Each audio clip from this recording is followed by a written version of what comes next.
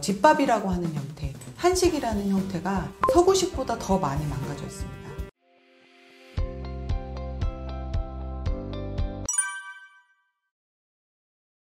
집밥하면 다 건강하다고 얘기를 많이 하고요. 또 하나는 서구식 문화 때문에, 음식 문화 때문에 지금 현대인들이 망가져 있다? 전 그거는 정말 잘못됐다고 생각을 합니다.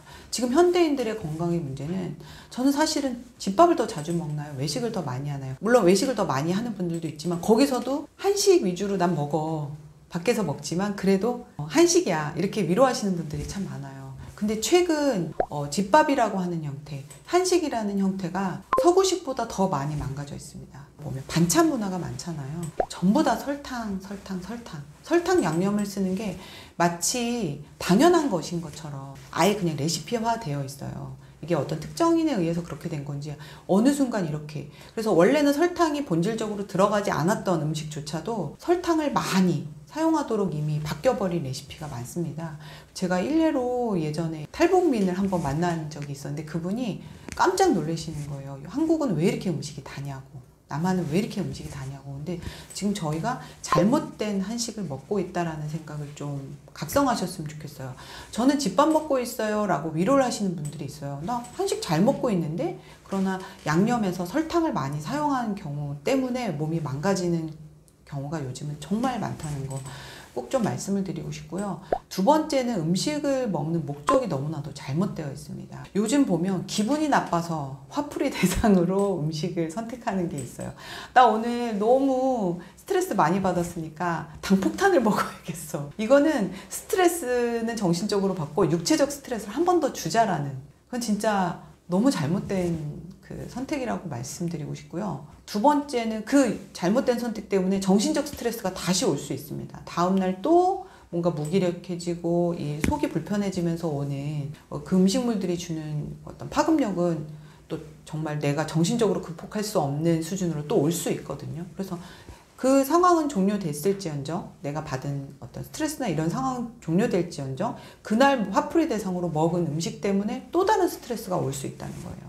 또 목적 중에 하나는 기분이 좋아서 먹는 음식도 잘못되어 있습니다. 요즘은 이벤트성으로 먹는, 야 우리 오늘 신나, 뭐 오늘 크리스마스야, 뭐 오늘 누구 생일이야 하면서 먹는 음식들은 한번 떠올려 보세요. 건강에 도움되는 음식은 하나도 없습니다. 그런데 이러한 어떤 이벤트성으로, 화풀이든 기분 좋아서 먹는 이벤트성으로 먹는 음식이 빈도가 너무 잦다는 거예요. 예전에는 그런 이벤트를 할 돈도 없었고 그런 이벤트를 할 만한 사건도 많이 있지 않았고 어떤 접근성도 좋지 않았고 음식의 가짓수도 많지 않았는데 지금은 갈수록 우리의 유혹이 너무 많다는 거죠. 그래서 요즘은 돈을 쓸 수 있는 어떤 여력도 되고, 그렇다 보니까 한 번쯤은 이벤트성으로 그런 음식 먹지 말라는 건 아니에요.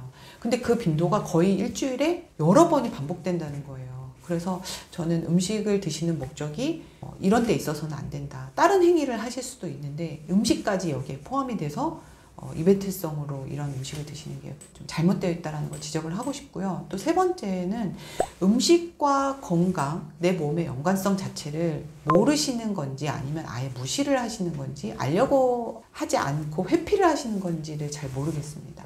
뭐냐면 진짜 설사나 위장 증상임에도 불구하고 내가 먹은 음식의 연관성을 부인하시는 분들이 있어요. 위장 증상만큼은 인정을 하셔야 되잖아요. 근데 저희 약국에 오신 분 중에 갑자기 속이 쓰려요. 그럼 저는 꼭 말씀드리거든요. 뭐 드셨어요? 근데 커피를 들고 오세요, 아예. 그래서 이런 음식에 바로 상관관계가 있어요. 어저께 뭐 드셨어요? 라고 전 꼭 여쭤보거든요. 근데 의외로 위장 증상 말고도 많은 우리가 앓고 있는 만성 질환은 다 음식에 뿌리를 두고 있는 경우가 많습니다. 그래서 이것을 진짜 당뇨 환자분들도 조차도 음식과 상관없이 당뇨약만 드시는 경우가 너무 많잖아요.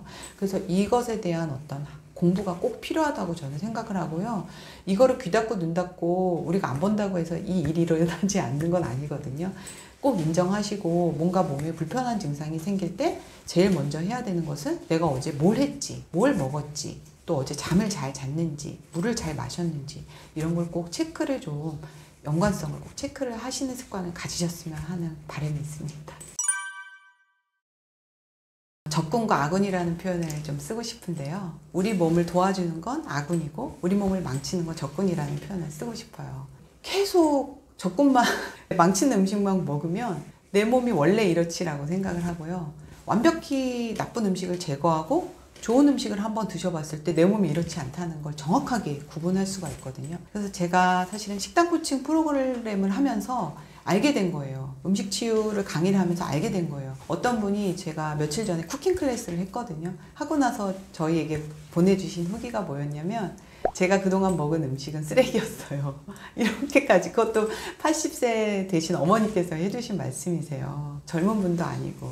그래서 좋은 음식을 먹는 교육과 그 음식의 가치를 경험해보지 않고서는 뭐 어떻게 좋은 음식이 뭔지를 알아야 계속 먹고 나쁜 음식이 어떻게 나빴는지를 제대로 경험해보지 않으면 알 수가 없다는 거죠. 그래서 저는 교육이 필요하다라고 생각하고요. 그리고 두 번째는 음식 치유가 그렇게 단순하지 않다는 거예요. 백과사전식 나열식으로 그냥 쭉 열거해서 좋다라는 거, 와, 오늘 테레비 보니까 난 이걸 먹어야겠어. 버섯이 나오네? 오늘은 또 브로콜리가 나오네. 이렇게 나열식으로 해서는 절대 일어나지 않습니다. 물론 그렇게 해서 건강인들은 건강 유지 정도는 할 수 있습니다. 그러나 치유라는 거는 굉장히 전략이 필요하다는 거죠. 저희 푸드닥터 이론은 첫 번째로는 우리 몸에 어떤 기전으로 인해서 질병이 일어나는지를 먼저 바라보는 그 어떤 질병을 쳐다보는 것부터 배우기 시작을 해요. 그래서 우리는 흔히 말하면 골다공증이 왔다. 그러면 칼슘만 먹으면 된다고 생각하잖아요. 그래서 우유를 열심히 드시는 분이 있습니다. 그런데 그거보다 더 중요한 건 우리 몸이 산성화가 되면 오히려 뼈에서 칼슘을 빼내기 때문에 우유를 먹으면서 오히려 골다공증이 유발할 수 있다는 건 보지 않거든요. 그리고 갱년기 여성분이 골다공증이 오는 건 칼슘을 안 먹어서 보다는 갱년기라는 임자가 더 크다는 거예요. 즉 여성 호르몬이 부족해지면서 오는 거거든요. 그렇게 질병 기전을 제대로 배우고 또 거기에 맞춤 처방을 제대로 해보지 않고 그냥 열거식으로 뭐에는 뭐가 좋대, 뭐에는 뭐가 좋대 라고 열거식으로 해서는 치유라는 것은 일어나기가 굉장히 어렵기 때문에 음식 공부를 마치 수학이나 영어처럼 제대로 각 잡고 한 번쯤은 꼭 공부를 해보시는 게 정말 필요하고요.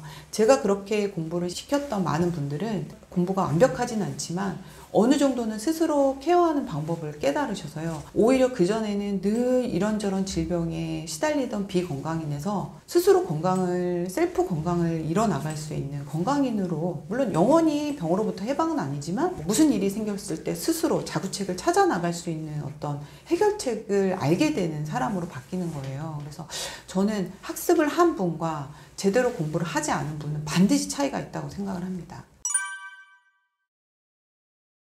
첫 번째로는 음식만 공부해서는 안 돼요.